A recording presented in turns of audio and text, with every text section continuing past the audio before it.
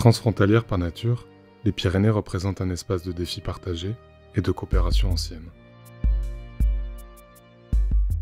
La forêt occupe plus de la moitié de la surface de ce massif et remplit de nombreuses fonctions.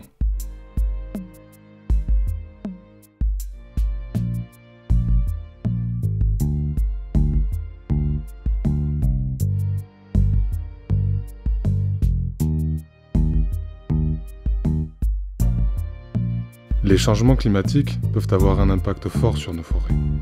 Ils peuvent engendrer des dépérissements, des destructions d'espèces ou d'habitats remarquables, ou encore détériorer le paysage, qui est l'un des principaux atouts touristiques de notre massif montagneux.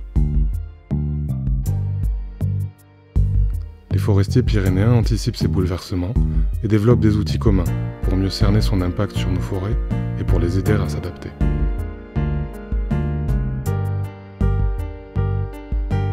En 1999, les forestiers pyrénéens se sont réunis au sein de Forespire pour faciliter ces coopérations entre la France, l'Espagne et l'Andorre. Ce groupement associe les forestiers français, catalans, aragonais, navarrais, basques et andorrans. Le projet Canopée est le fruit de ce partenariat. Il a 4 objectifs. Suivre la phénologie des principales essences des Pyrénées, développer un outil pour caractériser la vulnérabilité climatique des arbres, élaborer des cartes de vigilance pour les principales espèces forestières selon les différents scénarios de changement climatique, mettre en œuvre des actions de gestion adaptative pour minimiser les impacts attendus. Il s'agit du premier projet à si grande échelle réunissant l'observation, le diagnostic et la gestion adaptative.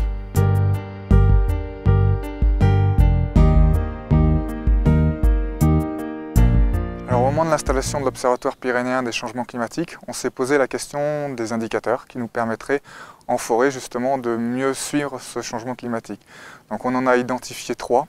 Le premier d'entre eux, c'est la phénologie. Pourquoi la phénologie? Parce qu'en fait, cette phénologie, elle répond exclusivement aux changements, aux conditions climatiques de l'année. Le deuxième indicateur qu'on avait choisi, c'est plutôt l'indicateur concernant les pathologies et dépérissements. Ça, c'est un indicateur plutôt à moyen terme et qui reflète certes le changement climatique, mais potentiellement d'autres paramètres, notamment par exemple des attaques parasitaires qui peuvent être corrélées ou non au changement climatique. Et enfin, on avait un troisième indicateur qui est le changement d'aire de distribution des essences au niveau des Pyrénées. Ça, c'est un indicateur plutôt sur le long terme qu'on attend, donc une évolution plutôt lente, qui est liée bien évidemment au changement climatique, mais qui est vraiment multifactoriel, lié à plein d'autres paramètres et entre autres des facteurs plutôt anthropiques, l'occupation de l'espace pyrénéen. Alors concernant la phénologie, d'abord, qu'est-ce que la phénologie? La phénologie, en fait, c'est le stade de développement au cours d'une année. Donc on a par exemple le développement des bourgeons, le développement de la floraison, la sénescence des feuilles, jaunissement, jusqu'à la chute de ces feuilles. Nous, on s'est intéressé principalement en fait au débourrement, donc le fait que les bourgeons éclosent au printemps. On a suivi un protocole existant, le protocole René Coffort, qui permet de définir différents stades de développement en fonction de l'essence. Et à chacun de ces développements, on essaye de quantifier le nombre de bourgeons qui a débourré depuis le début de l'année. Donc sapin numéro 2, stade de développement 2. 10, 1.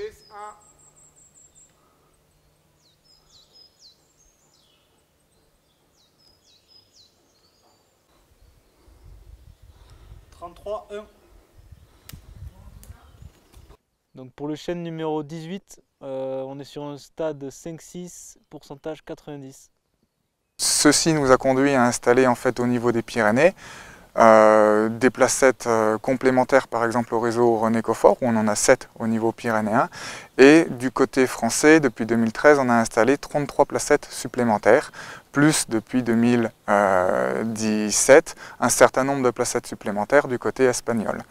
Jusqu'à présent, l'enjeu, c'est de pouvoir voir si on a une évolution de ce débourrement qui est différente en fonction des altitudes, haute altitude ou basse altitude, différentes en fonction des espèces et différentes par exemple en fonction du gradient Atlantique-Méditerranée.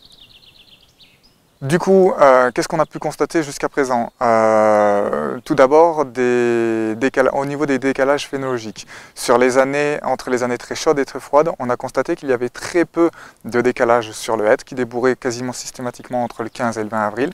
Par contre, des différences qui étaient beaucoup plus marquées sur le sapin, jusqu'à 3 semaines, ou sur le chêne, jusqu'à 2 semaines. Deuxième constat, on a pu remarquer que les placettes les plus atlantiques débourraient systématiquement un petit peu plus tôt du fait des conditions un petit peu plus douces dont bénéficiait la région, ce qui à l'avenir pourra être un avantage comme un inconvénient. Donc ici on est sur un sapin qui est très peu avancé, avec ici des bourgeons qui sont petits, bruns, fermés, qui sont donc typiques des bourgeons de stade 1 sur le sapin. Et à cet endroit ici, on a des bourgeons qui sont plutôt typiques du stade 2. Ils ont commencé à grossir, on voit par transparence un petit peu la couleur verdâtre, mais les aiguilles sont encore enveloppées dans une cuticule qui tient le bourgeon bien fermé et bien rond. Ensuite, lorsque cette cuticule tombe, en fait on commence à voir les aiguilles qui apparaissent et qui s'individualisent un petit peu du bourgeon, et c'est là qu'on peut parler en fait du stade 3.